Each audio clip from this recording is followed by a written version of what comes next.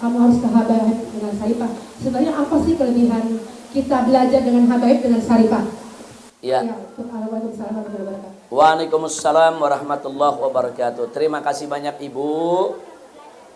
Bu. Iya, jadi di Indonesia ini Bu, kalau keturunan Rasulullah Shallallahu Alaihi Wasallam, yang laki-laki itu ada yang dijuluki, kalau di Jakarta ini dijuluki Habib. Kemudian ada kadang-kadang dijuluki Sayyid.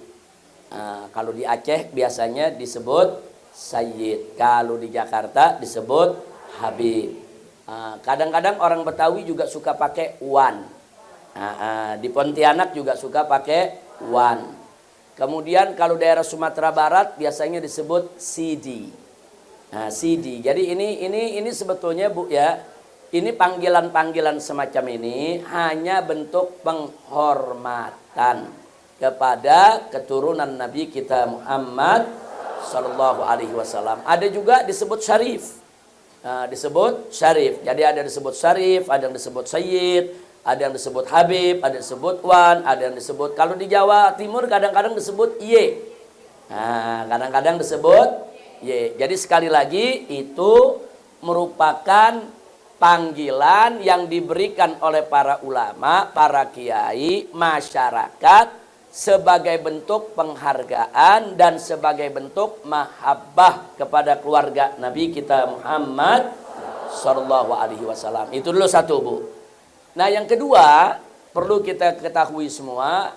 Nah kalau perempuannya kadang-kadang dipanggil ada Sayyidah, kadang-kadang Syarifah, kadang-kadang disebut Habibah. Itu buat yang perempuannya. Nah baik, saudara.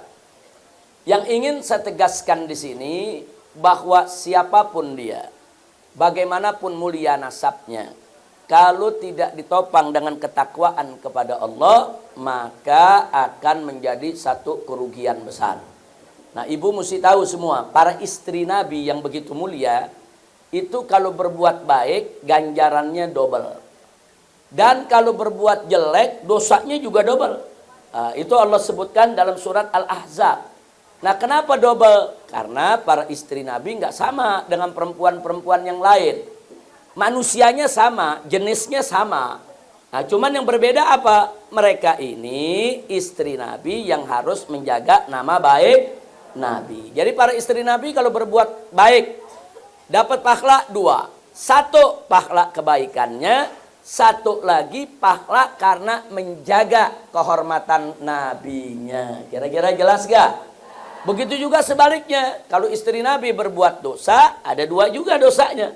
1 dosa daripada kejahatan yang dilakukannya, maksiat yang diperbuat. 1 lagi dosa karena sudah merusak citra nama baik keluarga Nabi. Kira-kira jelas Bu ya? Nah, para ulama Ahlus Sunnah banyak yang mengingatkan bahwa keturunan Nabi pun sama seperti itu. Jadi kalau mereka berbuat baik, ya senang, mereka dapat 2 kali lipat. Tapi jangan lupa, kalau mereka berbuat dosa juga 2 kali lipat. Jadi itu dulu yang saya mau garis bawahi. Nah jadi sekali lagi, menjadi keturunan Nabi itu adalah suatu amanat.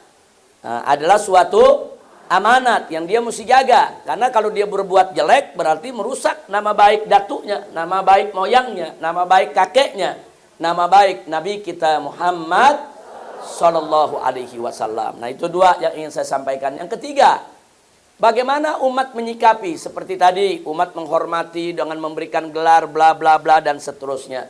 Itu semua memang amanat dari Nabi kita Muhammad Sallallahu Alaihi Wasallam. Nabi mengatakan dalam satu riwayat hadis sahih yang diriwayatkan oleh Imam Muslim dalam kitab sahihnya. Apa Nabi katakan? Inni taraktu fikumut tsaqalain. Aku tinggalkan 2 peninggalan yang sangat berat kepada kamu hai umat Islam. Yang kamu pegang teguh ini 2 peninggalan aku, maka niscaya engkau akan selamat, akan masuk surga. Apa peninggalan yang pertama? Yang peninggalan yang pertama adalah Al-Qur'an. Berikut hadis yang menjelaskan isi kandungan Al-Quran. Peninggalan yang kedua adalah kata Nabi itrati ahlul baiti, yaitu keturunanku yang merupakan keluargaku. Makanya Bu, saya berkali-kali mengatakan ahlul bait Nabi itu, keluarga Nabi itu, baik laki-laki maupun perempuan, wajib untuk menjadi penjaga dan pembela Al-Quran dan Sunnah. Nah, kalau ada keturunan Nabi, mau perempuan ke, mau laki-laki ke, dia tidak mengikuti jejak Nabi. Dia berbuat maksiat, dia nggak mau taat, nggak pantas untuk disebut Habib ataupun Syarifah. Nggak pantas. Dia keturunan, ya memang dia keturunan Nabi. Tapi nggak pantas dia disebut Syarifah, nggak pantas dia disebut Habib, nggak pantas dia disebut Sayyid kalau dia menyelewengkan ajaran Nabi Muhammad Sallallahu Alaihi Wasallam. Maka itu dalam pandangan saya yang disebut Habib, yang disebut Syarifah itu ada beberapa syarat. Syarat yang pertama, dia betul keturunan Nabi. Syarat yang pertama, dia betul keturunan Nabi Muhammad Sallallahu Alaihi Wasallam. Ada syarat yang kedua. Syarat yang kedua, dia harus bertakwa kepada Allah. Dia harus menjadi orang yang baik. Jadi kalau ibu lihat ada keturunan Rasulullah, dia jadi liberal. Makan dia menghina Islam atau dia melecehkan ajaran Nabi, jangan dipanggil Habib, jangan dipanggil Syarifah, jangan. Dia zuriyah, ya kita akui dia zuriyah Nabi. Kalau zuriyah kan nggak boleh dibantah Bu, betul dia keturunan, tapi jangan dipanggil dengan gelar kehormatan. Habib itu gelar kehormatan, bukan buat bajingan, bukan buat penjahat. Syarifah itu gelar kehormatan. Bukan buat orang-orang jahat, bukan buat orang-orang yang maksiat. Jelas Bu ya. Nah jadi ibu beruntung kalau ada di negeri kita ini banyak, alhamdulillah, Habib-Habib dan Syarifah-Syarifah yang baik, yang berilmu, yang berakhlak mulia. Beruntung.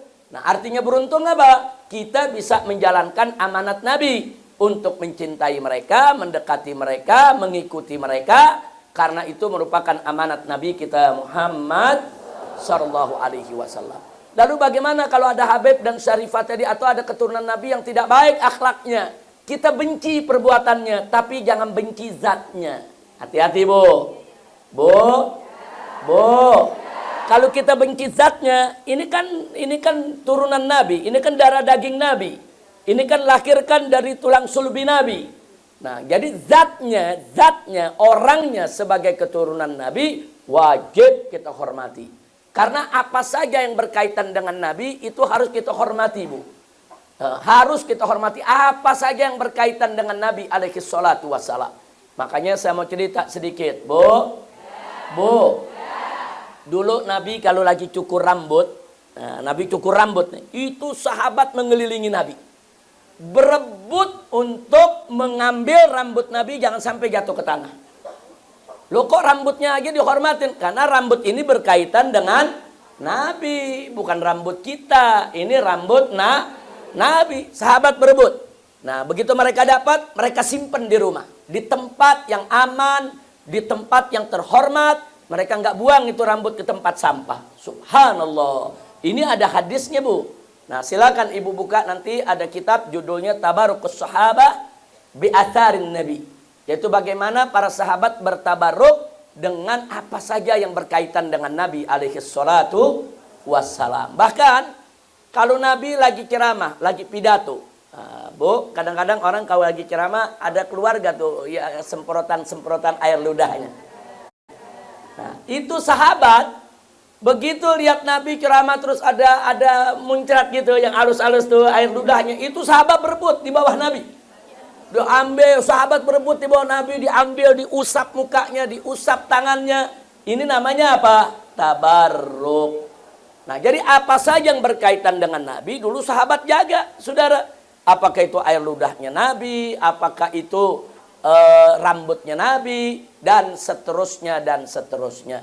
Begitu juga para ulama menjaga kehormatan keluarga Nabi Muhammad Sallallahu Alaihi Wasallam. Nah, kalau ibu buka Sahih Bukhari, di sana ada pesan dari Sayyidina Abu Bakar Siddiq radhiyallahu anhu. Apa kata Sayyidina Abu Bakar? Urqubu Muhammadan fi ahli baiti. Kata Sayyidina Abu Bakar, jagalah kehormatan Nabi Muhammad dengan menjaga kehormatan ahlul baitnya. Makanya Sayyidina Abu Bakar sepeninggal Nabi, oh luar biasa. Hak-hak ahlul bait itu betul-betul dijaga, betul-betul dihormati. Putri-putri Nabi, anak cucu Nabi, saudara. Nah begitu juga Sayyidina Umar Ibn Khattab. Semua sahabat itu begitu hormat, begitu dekat dengan keluarga Nabi kita Muhammad Sallallahu Alaihi Wasallam. Nah ini yang diturunkan oleh para ulama hingga hari ini. Jadi kembali kepada pertanyaan, sikap ibu yang dekat dengan Syarifah, dengan guru-guru dari kalangan keluarga Nabi sudah benar. Itu sudah benar, lanjutkan. Tapi, nah ini ada saya punya nasihat nih. Tapi jangan bentang-bentang kita sudah belajar ke Habib atau Syarifah, terus guru-guru yang bukan Syarifah kita kucilkan, nggak boleh. Guru-guru yang bukan Habib kita kucilkan, nggak boleh. Karena banyak kiai bukan Habib, ilmunya luas. Ilmunya luas, pintar, akhlaknya mulia. Di Indonesia ini ada ribuan kiai yang luar biasa. Tingkatnya tingkat ulama besar. Bahkan terkenal di seluruh dunia. Seperti siapa? Seperti Syekh Umar Nawawi Al-Bantani.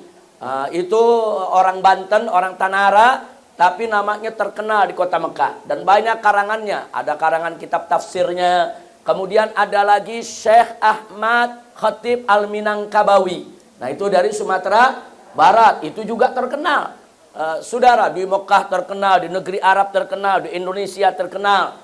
Kemudian masih ada lagi, yaitu syekh-syekh yang lainnya yang luar biasa. Ada Syekh Ahmad Banjari, Arsad Banjari. Kemudian kalau dari Jawa Barat, itu ada Kiai Haji Zainul Mustafa di Tasik, Bu. Pernah dengar, Bu?